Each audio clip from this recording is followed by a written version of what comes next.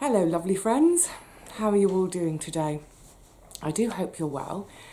I thought this morning I'd just have a quick little catch up with you all because I'm a bit absent at the moment, I realise that. So any of you who follow me on Facebook will know by now that I'm lying a little bit low because I've got chicken pox, of all things. I don't think in this light they show, and also what's, let me show, I'm not in the right place, there we go, that's better. Where I've got my farmer's tan, they don't show up very much, but I don't know if that will show in the light, can you see? Where I've got paler skin or mid-decolletage, you don't want to show too much. Yeah, I've got chicken pox. And you know, at first I thought it couldn't be chicken pox. I'll go back in time a few days in a second. I thought it couldn't be chicken pox because I had chicken pox when I was 5. I've got a few scars to show for it. I can't remember where my scars are. There's one on my face somewhere. Is it on the side of my nose? I double checked with my mum. Yeah, I definitely had chicken pox as a kid. It's ridiculously rare to get chicken pox twice. It can happen, it's just very rare. But hey, I'm all about the rarities in life. Yeah, when I initially posted some pictures on Facebook, people were like, oh no, it must be shingles, you can't get chickenpox twice. Well, no, it's not shingles. It manifests in a very different way to shingles. This is over my entire body, right up in my hair, inside my ears. Got a couple here on this eyelid. So, you know, it's not the end of the world, it's nothing major, it's really inconvenient. It's not nice, I've got to say. The first 3 days, actually before my first blister appeared, I'd been feeling really, really rubbish, but I thought it was because of the work. I'll tell you about that in a second.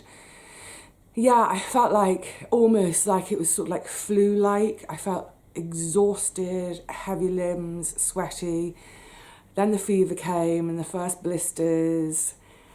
And still, I wasn't putting 2 and 2 together. I was just thinking, you know, I'm tired from the work and, you know, come on, Vivi, you just need to work harder and get done quicker. And then on Saturday morning, I've got to have a little scratch.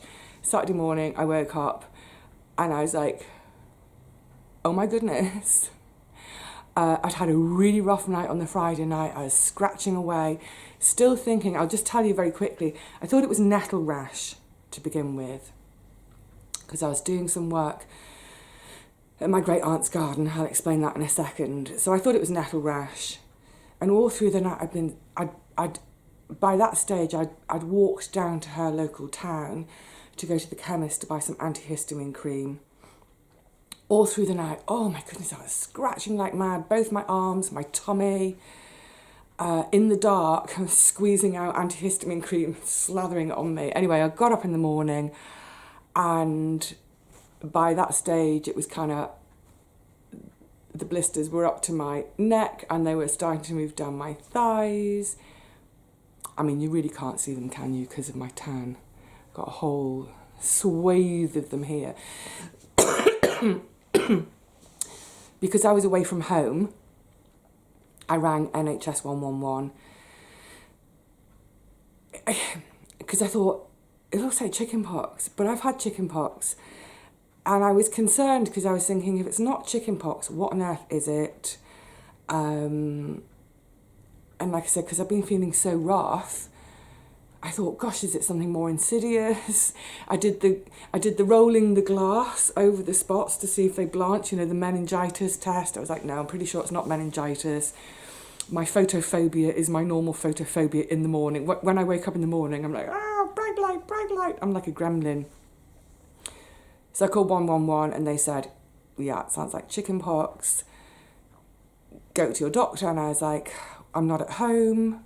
Go to a pharmacist. Okay, went to the pharmacist and I said, I put my arms like that. I said, I think I might have chickenpox. And she took a big step back, had my mask on, I was really careful, and I kept my distance from him. Anyway, look, the bottom line is, yes, it's chicken pox, and you know, sort of in terms of what it feels like as an adult, yeah, they're itchy as heck. I'm being really good, or trying to be really good. I'm trying not to do the ones on my face, not because I'm, you know, going to be Britain's next top model. You know, I've never been much of a one for my face, but I don't want to scar myself unnecessarily. But I've got a small patch around my knees, which they're the ones I'm allowed to itch. The thing is, I'm keeping my fingernails short. I'm keeping my fingernails really, really, really clean, scrubbing my nails every hour or so that if I do accidentally itch, I'm hopefully not going to inadvertently transfer some bacteria from under my nails into an open blister. I don't want to get an infection, because that's, you know, a complication I could really do without. Otherwise, the main thing is I just feel utterly wiped out and floored by it. And really, really, really could do without this. You know, I'd sort of mentioned a couple of weeks ago, the other thing is just feeling hot all the time. The worst of my fever's gone, thank goodness, but just feeling boiling hot. Yeah, I'd mentioned a couple of weeks ago that I had a lot of stuff on my plate. I had a lot of stuff coming up.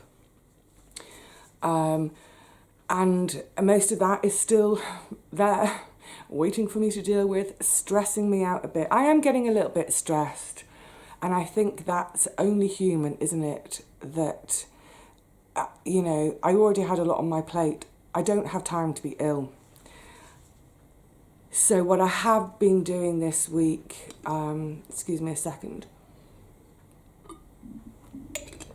So yeah, oatmeal bath, keeping fingernails short and really clean, plenty of fluids. Yeah, I'm an ex-nurse, I know what I'm doing. And choosing one small patch of blisters that I am permitted to scratch on my left knee. Oh, I'm gonna have a scratch now. Yeah, it's a little bit stressy, just because, you know, I have got a lot to do at the moment. I've got a lot on my plate, and it's scary, this thing of I'm not getting anywhere. I'm getting further and further behind, in fact. You know, whatever, never mind. So last week, one of my jobs, which is where this all started, because the other thing is, people have been saying to me, how on earth have you contracted chicken pox? I haven't been touching anyone for 18 months, apart from Richard and Paul, because they've been my social bubble, so we've had our hugs. So I've had no close contact. Oh, there's an itchy one on me. I shouldn't have done that. Stop touching. Now, one of the things with any virus is understanding how it spreads. And with chickenpox, it's spread through contact with the blisters and the liquid in the blisters. Yuck, yuck, yuck. So that's how kids get it so easily. You know, when kids are playing and they're rough and tumbling and touching each other, coming into contact with those blisters, that's one thing.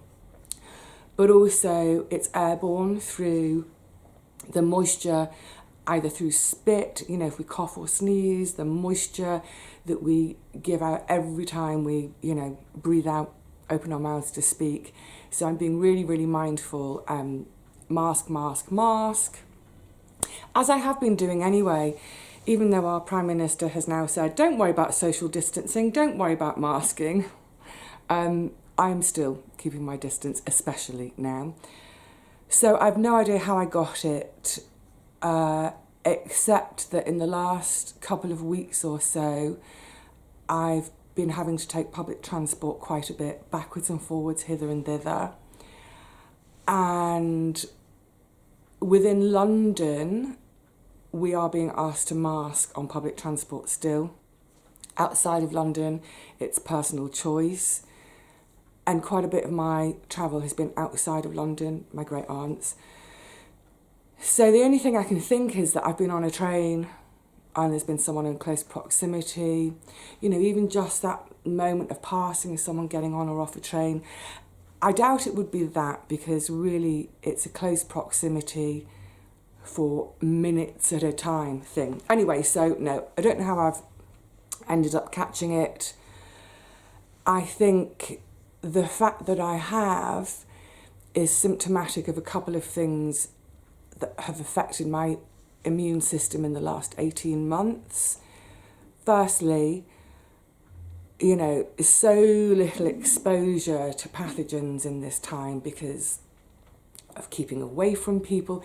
You know, we've all been well, most of us have been super careful for the last 18 months in terms of social contact, our distancing, mask wearing, etc., etc. I'm not talking about mask wearing to protect myself. I'm talking about other people wearing their masks to protect me. And that's why I wear mine. I wear my mask to protect other people, not to protect me. So undoubtedly I've had way less exposure to pathogens in this last 18 months. So my immune system's got lazy. Also, for any of you who've been watching for a while, you'll remember it was before COVID that I discovered that my vitamin D was basically through the floor. And I think a lot of people associate vitamin D with bone health. However, it's way more than that. It's a hugely, hugely important part of our immunity. So basically, if you've got no vitamin D, it's a big deal. I had a course of high-dose vitamin D. Then the idea was, oh, I've got to have a little itch there. Go back to the doctor, get repeat bloods done, see how much my vitamin D had come up. Do I need another course of the high-dose vitamin D? I know someone suggested I just take it anyway, but I would rather, I don't want to, it's complicated. I don't want to unnecessarily take high-dose vitamin D without first looking at my blood results, because there are other things it impacts on. So for instance, I do have high blood calcium, which is a contraindication for taking high-dose vitamin D. So you see, all these things are in balance. And although I need the vitamin D, we have to do it really carefully so that I don't, you know, oh, my tummy's rumbling, so that I don't muck up my blood calcium. Anyway, so the long and the short is, another glug,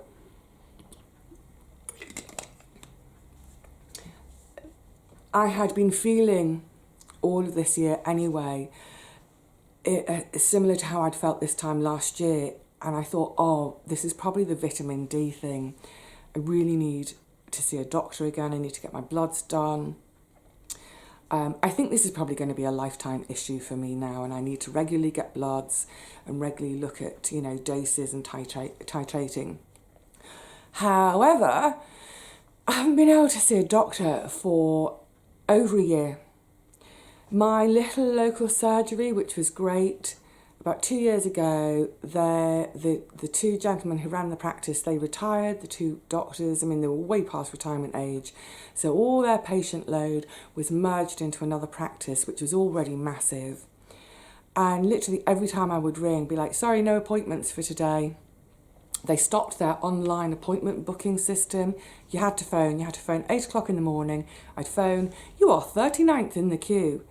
Be on hold for half an hour, finally speak to someone, no appointments left. I mean, it was just a ridiculous scenario. So one good thing that's come out of these chicken pox is on Monday I called really, really thinking, no, there's going to be no appointment. But I got through and I got an appointment, phone appointment. And I thought, right, normally at this practice, they've got this weird system of saying, one appointment, one complaint. So that last time I'd been to the doctors over 18 months ago, I'd actually gone about my knee. It was the doctor herself who brought up the fact that I didn't look very well and decided to do my bloods, and we got onto the whole vitamin D thing. So I never got to talk about my knee on that appointment.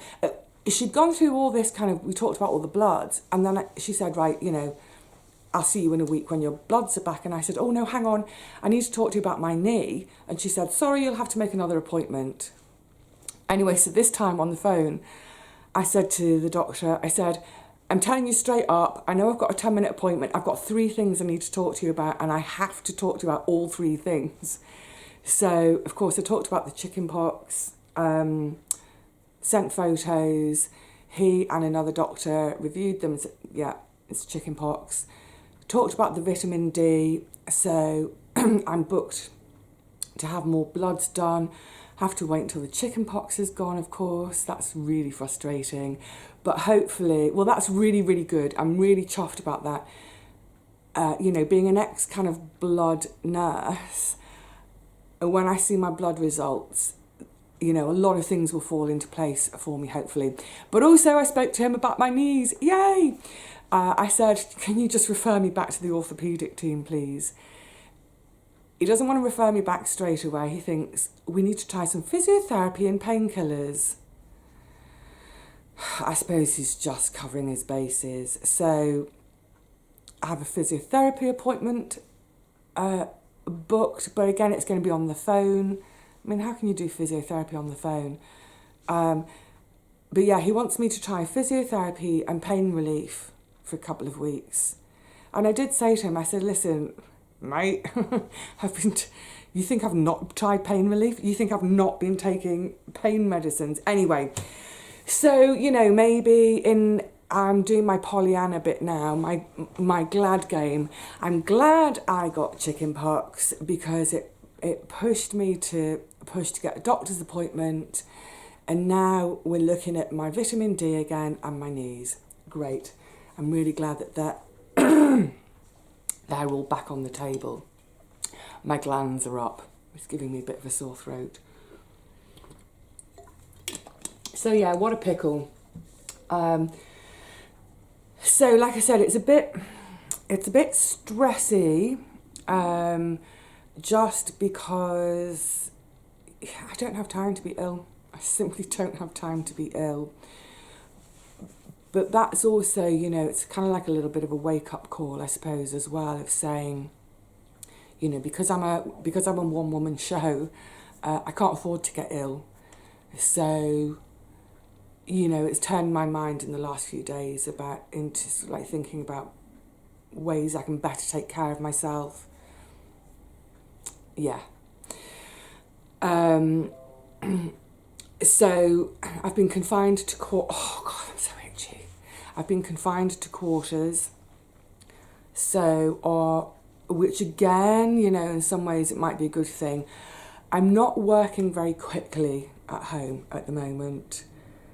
I sort of do a bit and then I just need to sort of lie down for half an hour. I know, I sound like I'm being a baby, don't I? It's just chicken pox, but I think it's that kind of, it's always that, don't underestimate having a virus and what our bodies are kind of doing on the inside to fight it. You know, there's a lot of work going on inside. But yeah, so I can't afford to just, you know, take a week off and do nothing. I just can't afford to do that.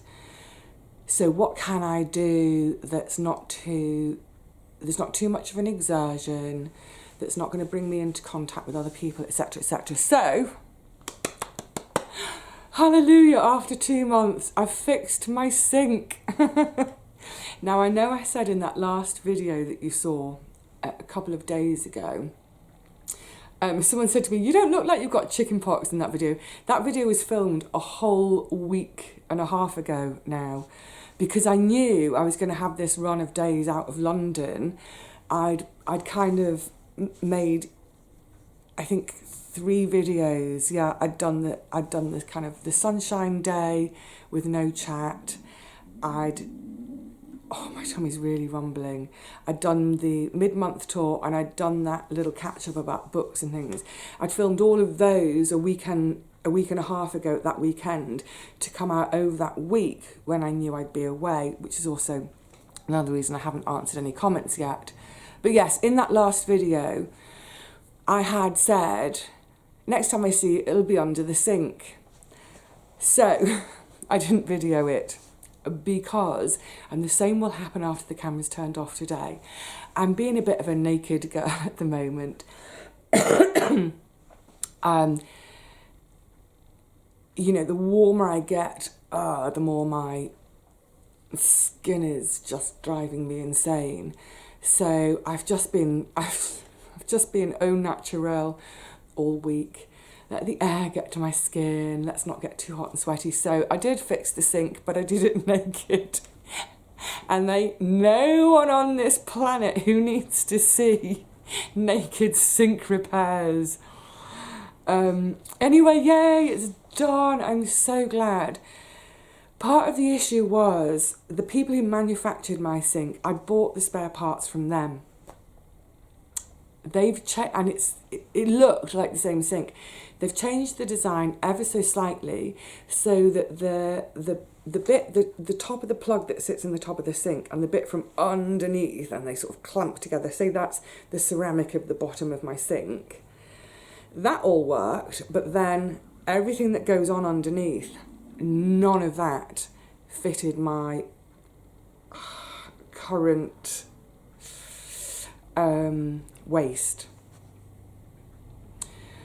So, are you kidding me? Anyway, then about 3 weeks ago, I remembered, I'm sorry, I can't remember which one of you it was. One of you is a lady on here, a woman on here who, she'd sent me a link via Facebook because she's a plumber to say this will sort it. And initially when I'd looked online at that part, just from ordinary Screwfix, it's a UK company that's like a building supply company. I couldn't work out the measurements. Well, I couldn't properly see the measurements. And then I found in the website, in sort of the back end of the page, I saw the actual proper measurements and I realised it would fit. So I'd ordered it weeks ago. And it was just one of those things that, you know, and you get up in the morning and you've got 1,000,001 jobs to do. The garden, apart from anything else. I just kept saying, oh, I'll do it this evening. And by the time this evening comes around, by the time the evening comes around, I'm so done in. I think to myself, I'll do it tomorrow. Because of course, before I do the job, I didn't know how easy it was going to be.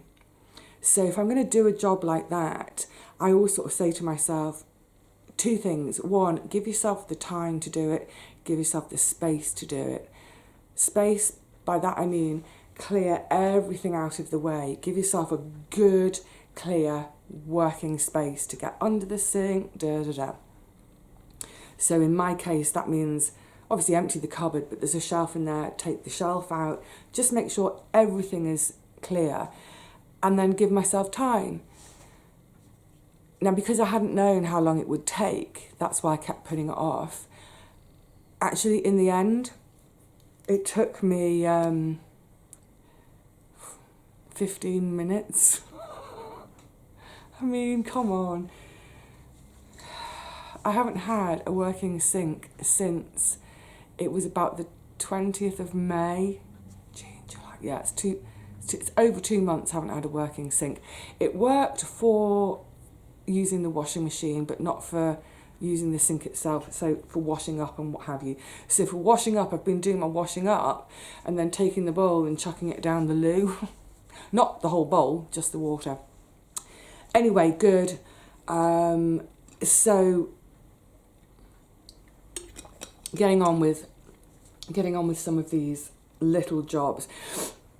This is what I mean about not knowing the time. If I'd known it was only going to be a 15-minute job, I would have done it weeks ago. Weeks and weeks and weeks ago. So having done it, I then decided it was the perfect opportunity to give that whole cupboard a really good scrub out. You know what it's like, you know, the under sink cupboard, you always end up with drips in there and little puddles and what have you. So, that's down at the bottom of my back a little itch. So yeah, it's all had a really good scrub out. Also, the very bottom shelf in that cupboard right at the back, I found some stuff which I never used, some of it's out of date, so I've had a bit of a clear out as well, some stuff to give away. Not just yet. Anything I touch at the moment, I don't want anyone to have. just in case I've got a bit of blister juice on my fingers. So yeah, I'm delighted to get that done, and you know, a few other. I've had quite a backlog of sort of niggly admin type jobs. You know, things like admin and cleaning, they're the two things which I will always put off. You know, garden first and always. I would really like this week to start getting stuck into some sewing, but again, I'm not going to while this is going on. Not that I'm going to, I was going to say not that I'm going to contaminate fabric, because this particular virus, to stay alive, needs moisture. So on a dry surface, it's got a very fragile RNA. It will fall apart. It won't survive. But in any case, I'm waffling now. Sorry. Let me get back. I made a little list.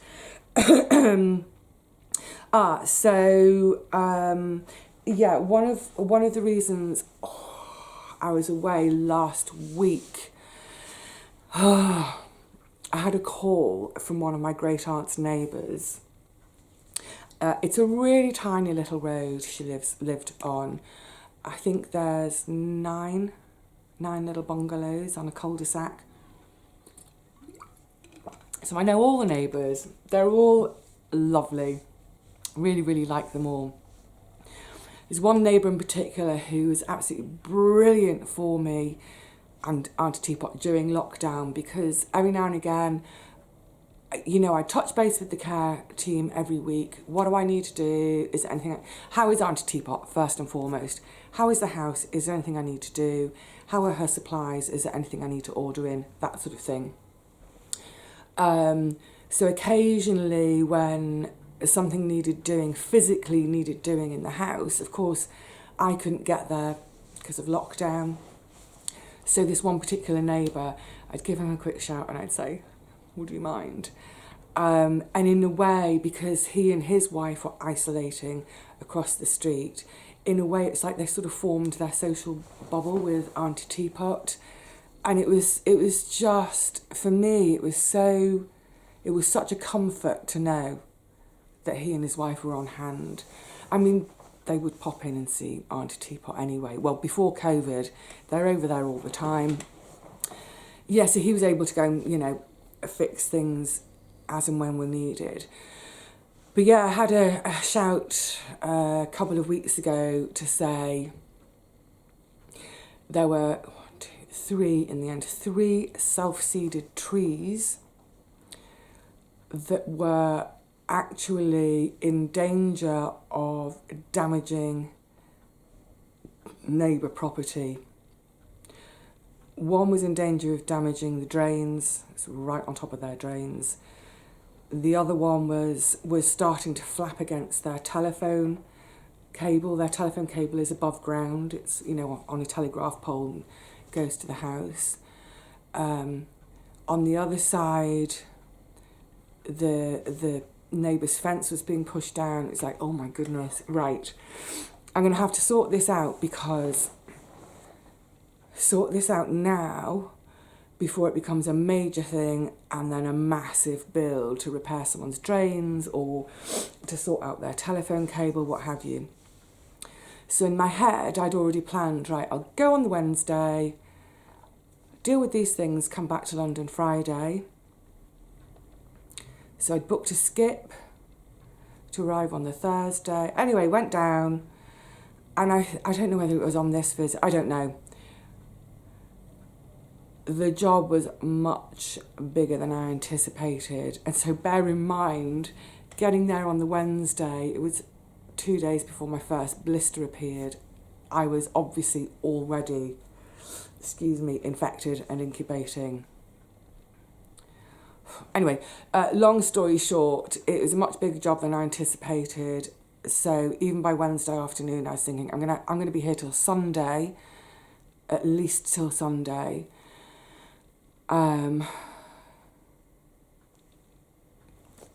Got the necessary work done. Now the neighbour properties are, well, at the front, they're no longer in danger. I've got to sort things out at the back. But look, you know, things down there are, oh, I'm so itchy. Things down there are progressing. I've lost my train of thought. What was I thinking about? I made a little list. Oh, that's it. One of the things I've been a bit worried about is my garden. So I haven't done any actual gardening since Friday the 16th. What day is it today? I think it's Wednesday. It's nearly 2 weeks since I've done any gardening. On the Wednesday last week when I went down to Auntie Teapot's, my train station is about, it's about half a mile, 3/4 of a mile away. And if I do a sort of slight dog leg to it, if my house is here and here's the train station, my allotment is over here. So I sort of, not a dog leg, a zigzag. So on that Wednesday morning, early, I went to the garden and watered because we were in that heat wave. Now here's the other thing, just to say very quickly, because I know a few folk have messaged me to say, am I okay because of the flooding? And, at least I don't have to water the garden. So 2 things, you know, obviously all of this flooding recently has been awful. I mean, it goes without saying that I'm empathetic, compassionate and you know, feel just dreadful for anyone affected. I've experienced flooding myself. I know what a hideous job the clean-up is and how long it goes on. And always then in the back of your mind, there's the worry that it can happen again. So I do empathise. But what's crazy weird is even just a few days before I went away, I remember Siggy, hey Siggy, who lives not too far from me. I think she's probably about 3 or 4 miles away from me in southeast London.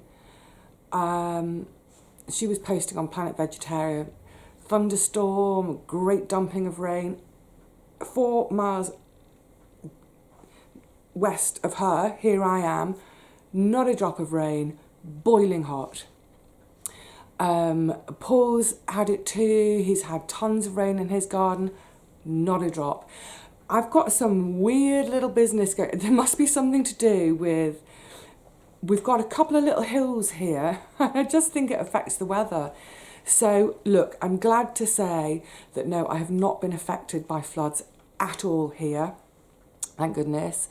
But by the same token, my garden hasn't been getting watered.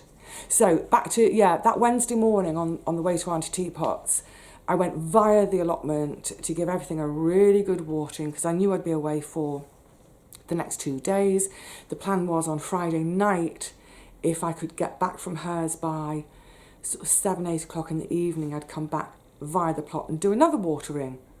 So it would have only missed watering on the Thursday.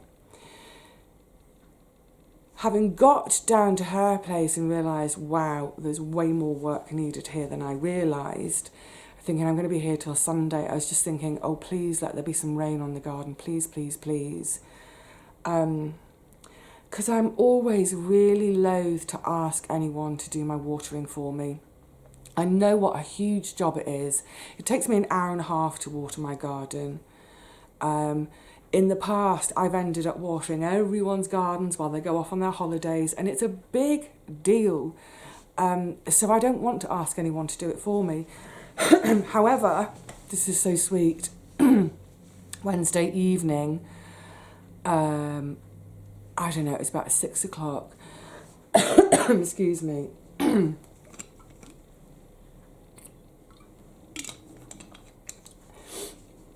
I got a text from our Gary down at the allotments, and he said, in his text, he said, I saw you heading towards the station this morning. Are you off to Auntie Teapot's? Are you down at Auntie Teapot's? So I messaged back and I just said, yeah, bit of work to do. And then he messaged back to say, how long are you going to stay down there? And I messaged back to say, well, I was planning to stay until Friday, but it looks like I'm going to have to stay till Sunday. And then he immediately texted back to say, don't worry about the garden, I'll water it Thursday and Friday. Can't do it on Saturday for you, but I can do it again on Sunday. It's like, oh, I just love when people notice things like that. You know, he noticed, he saw me going off towards the station with me granny trolley, put 2 and 2 together. There's only one reason. There's 2 stations in my town, in my village. One that's kind of almost over my shoulder, that takes me into London. The one I was heading towards, that one takes me out down to Kent. There'd be only one reason for me to be heading in that direction, and that's to go to Auntie Teapot's. So, God love our Gary, he watered for me he was going to water on Wednesday evening. I said, don't worry, I did it Wednesday morning. So he did it Thursday and Friday. Long story short, I came back early I came back later than originally planned, but earlier than the revised plan. I came back on the Saturday because I just felt really, really, really shaky with this. And when I came back, I think I left hers at about 2 o'clock. So it's that time of day when it's quite quiet for travel, because I really didn't want to come into contact with anyone, even though I'm sitting there with my mask. So yeah, I got myself back to London. And that's been it. That's a long rambling one by way of saying all that, isn't it? But I haven't been back to the garden since. We have had a couple of showers. I hope that's enough. I really, really want to get down there because I'm hoping it's a jungle, you know. I'm hoping that I'll have all my tomatoes to tie in. I'm hoping that I'll have all my squash, my climate. Oh, Gary did in one of his messages, he said, I've had to put one of your squash back into the garden because it was making an escape for it. So I think there'll be lots of tying in to do. I hope so. I hope there's going to be some harvesting to do because by way of stored produce, I've finished all of last year's squash. I used up the last of last year's onions about a month ago. All I've got left by way of stored produce is I've got some tomatoes, I think 2 portions of peppers and the very last of the beans. So I really need to get to the garden to harvest anyway. I need to get to the garden to give it some cares, but also to give it some really, really, really good water.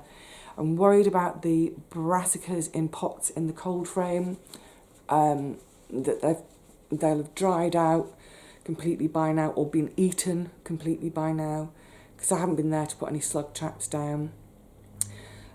My big, big fear is, will I have blight on my tomatoes? Because I know so many folk have got blight this year. It's awful. It's just so devastating, isn't it? Devastating in context. It's not devastating, as Paul said, like losing your home or worse, a loved one in a flood. It's not that kind of devastating. It's heartbreaking. So I think what I'm going to try to do is do a really early morning visit over the years, especially over the last 18 months when people's schedules have changed as people are working from home more. I've got really used to, people have sort of almost set times that they come to the garden. I mean, they're not set times, but you know what I mean? People tend to be, oh, that lady, she does 7 till 9. You know, the girls next door, that tends to be sort of around just after lunch, and then it's the afternoon. And so I've got used to people's timings, and I find generally if I'm there between 9 and 12, I more often than not get the place to myself. So I'm thinking I need to do a visit, at least if for no other reason, to do some watering and to just reassure myself that the garden is still alive. Yeah. What a time. What an absolute pickle. Just, this year is not going to plan. And like I say, with this chicken pox, you know, it's not the end of the world. Of course it's not. It's not, You know, it's not a disease that's going to kill me. It shouldn't kill me. It can kill. Let's not underestimate it. It can kill. But that's very, very rare, and that's usually because of complications, and I'm planning to not have any complications. So, you know, keeping it all in perspective, it's just chickenpox. I just feel lousy. But, oh God, I could have done without it. I really could have done without this. On a cheerier, happier note, there was a little bit of mail waiting for me when I came home. This lovely card from Laurie over in the States. Can you see? Woman's home companion. That's what I need right now because I'm just stuck at home. And she managed to find some red Reuben's lettuce seeds for me. That was that lettuce I loved. I think I first tried it 3-4 years ago. Couldn't find any to grow this year, so I will save that for next year. Oh, I might see if I can get a few started this year, if I can get back to the garden. Thank you, Laurie, and for your lovely note. And then I had a little belated birthday present from Mandy. Again, what a great card. Besotted with the potted. How perfect. Aren't there lovely cards out there? And from Mandy, chocolate, guess what? I've started it with a hint of mint, really yummy. This is, if anyone wants to try it, this is from the Co-op, single origin fair trade. It's dark chocolate with mint. It's really yummy. It's like really posh grown up after 8 mints. Yummy. But also, and I smelt it as soon as I opened the box. Do you remember I've got my, from Fiona, I've got my sandalwood bar of soap. That's for the sink in the bathroom. And now from Mandy, geranium. I'll put this next to the bath. I love geranium. It's called gardener's soap. Yarrow and geranium. Now, I've never seen yarrow in soap or actually in any kind of bath cleaning ingredients before. I'm going to go to look at my herb book to see what properties yarrow has. At the moment for the bath, like I say, I'm just using a little bag of oatmeal. Actually, it's not oatmeal, it's porridge oats. That's the closest I had. But otherwise, absolutely nothing on my skin at the moment. So I'm not even using soap to wash. I'm just using the water. I just don't want to use anything that might make it angry. And then likewise, when I come out of the bath, I haven't even been using my calendula oil. Nothing. And also from Mandy, this little, it says trial pack, and it's 4 little solid bars. It's, you know, it's what we're all trying to do these days, isn't it? Look, how cute is that? 4 little hearts.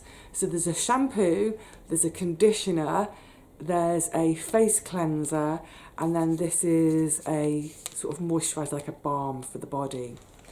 I will, you know what? It will be really nice. I shall use this as a little kind of celebratory treat once all the blisters have gone, and I'll say, yay, pox be gone, the pox have gone. I can have a proper bath with lots of yummy stuff in it. So, yes, there we go. This is supposed to be a quick little catch up. Oh, I'm roasting. Oh, one last thing to say. It did strike me as sort of amusing.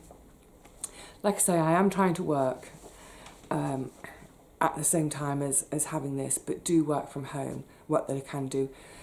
It's really, really, it's actually quite a relief to get quite a lot of this admin stuff on the table. Oh, and that reminds me, because folk keep asking me, any news on the house move? No. Nothing until next year at the absolute earliest, because I've got stuff to do here first. I've got this legal issue to do with the lease, which is progressing. That is progressing. And it should be tied up. Actually, it should be tied up quite soon, which is sooner than I thought. I was thinking it could possibly even drag into next year, but it looks like, you know, the finishing post is in sight, which is great. But that's been quite a bit of paperwork as well, and lots of ding-dong backwards and forwards between me and the solicitor. So just getting things done, like dealing with emails. I had such a huge inbox of emails. Anyway, on top of that, sink fixed, etc., etc. But at the same time, you know me, sporty gal. It's the Olympics!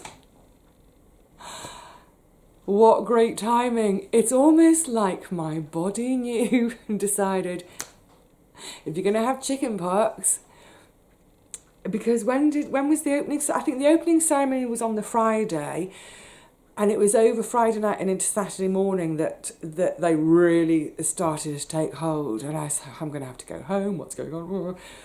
But of course, I've got the Olympics for company, so I can listen in most of the time. And then if I've done something a bit physical, like the sink, and then I need to sit down for half an hour and I can have a quick little watch.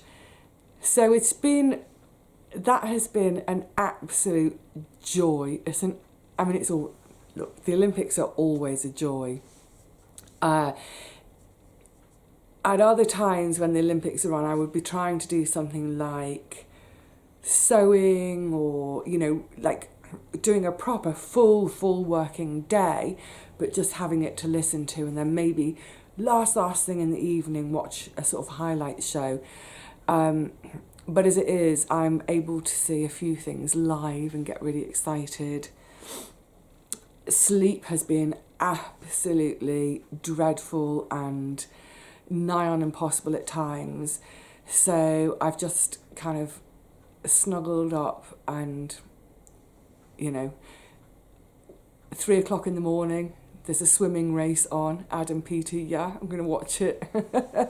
So, you know what, there's always a silver lining to every cloud, isn't there? I am being upbeat. Truthfully, kind of the undercurrent is one of high stress at the moment, because as every week of this year has gone by, I feel like I've got more and more behind. And every time I think I'm just about to get back on top of things, something happens to set me back again. But you know what? In the last 4 years, say with the garden, in the summer of 2015, I broke 3 ribs. I broke number 2 rib, number 3 rib, and number 5 rib. Clean snapped them. I still managed to produce a garden. That winter, the winter of 2015 and going into 2016, broke both my wrists.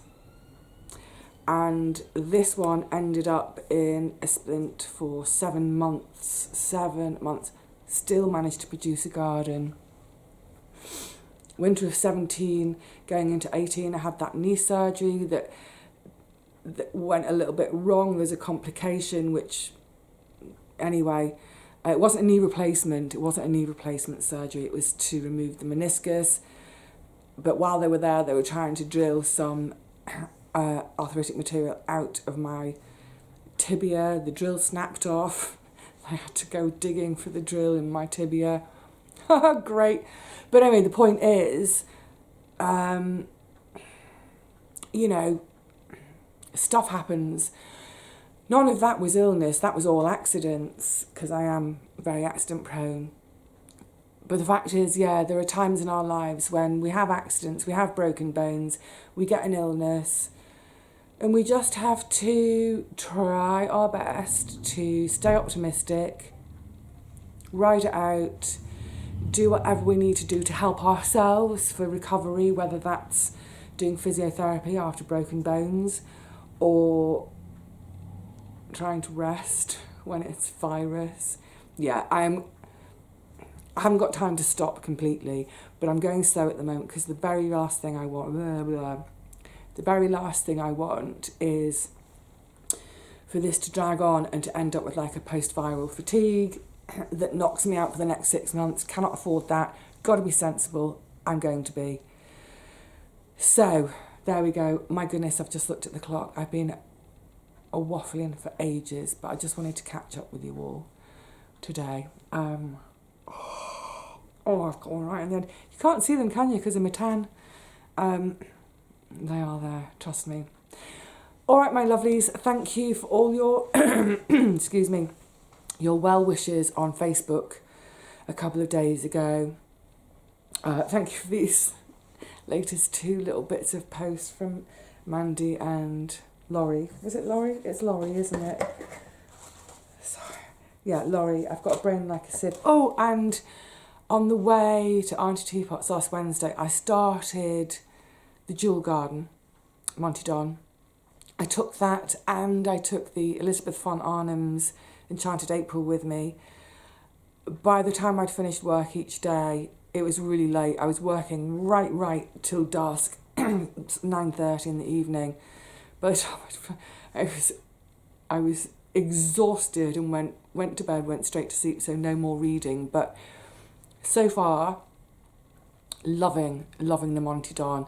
So I'll finish that and talk more about that another day. And just try and be a good girl in the next week and a half. Hopefully in another week and a half, most of this will have cleared up and gone. And hopefully get to the garden, and even if I don't take my camera, bring you an update how things are doing, and hopefully all my worries have been totally needless. Actually, what I should do is just I might give Gary a quick ring and say, can you look at my tomatoes, please, and please tell me they don't have blight. And if they do have blight, don't tell me. But then if he doesn't tell me, I'll know, because he hasn't told me. Whatever. All right, lovelies, I will see you all again really soon, I hope. Maybe not as soon or as frequently as normal, but hopefully before not too long. Please look after yourselves. And I promise I'll try and look after me. Cheerio, everyone.